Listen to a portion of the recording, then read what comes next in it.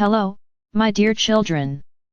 Today I want to talk to you about your attitude to practices and meditation, how rationally you use them. By the word rational I mean their effectiveness both for yourself and for humanity as a whole.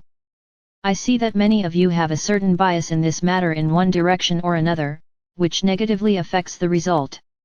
On this site you have been given hundreds of practices and meditations, so it is difficult for many of you to navigate and understand which of them should be done.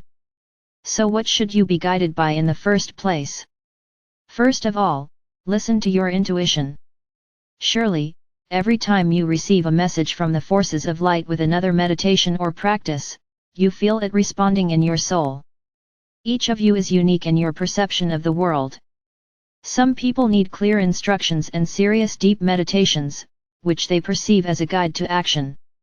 And others prefer simple working practices based on the game of imagination and children's imagination. Therefore, if people with a logical mindset and a serious attitude to life begin to do unusual game practices, the result will be deplorable. They will not bring the desired result, because they will not energetically coincide with the personality of this person. Conversely, if a person who perceives the world easily and cheerfully begins to force himself to do too serious for him and long meditations, his vibrations will not resonate with them, which means that these meditations will not be effective. Therefore, the first thing you should pay attention to when you start doing a new practice, how much it resonates with you, it gives you joy or causes irritation, it turns out to be the first time or you have to make an effort to carry it out. And the second thing I want to draw your attention to. Always remember that it's not about the number of your meditations, it's about their quality. So, you can sit for hours in a meditation that does not match your vibrations without getting the proper effect. Conversely, a practice that you have only spent a few minutes on, but that really resonates with you, can bring excellent results.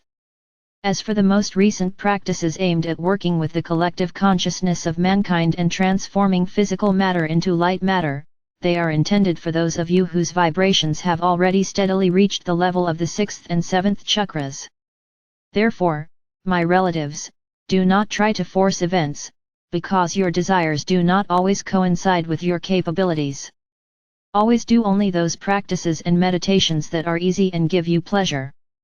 And one more advice. Review the list of practices and meditations you have more often, as your vibrations increase, and therefore your capabilities are also expanded. What you used to be difficult to give, now you may well be within your power. And do not forget that any work should always be a joy, including energy. That's what we'll stop there today. The Father Absolute who loves you immeasurably spoke to you.